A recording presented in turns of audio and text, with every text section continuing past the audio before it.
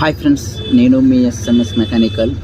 ఈ మిషన్ చాలామంది నాకు కామెంట్లో అడిగారు. ఒక బ్రో అడిగారు అనమాట, సూది పాదం అన్నది సూది మీద పడిపోతుంది అని అన్నాడు.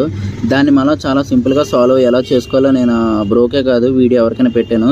పాదం మీద మనకి సూది అలా రాసుకునేటట్టు పడిపోతే ఆ పాదాన్ని చాలా సింపుల్గానే జరపవచ్చు. మన టెస్టర్ కావచ్చు, లేదంటే స్కూటర్ కావచ్చు, దాంతో పట్టుకొని ఎలా జరపాలో నేను మీకు చూపిస్తాను. చూడండి ఫ్రెండ్స్.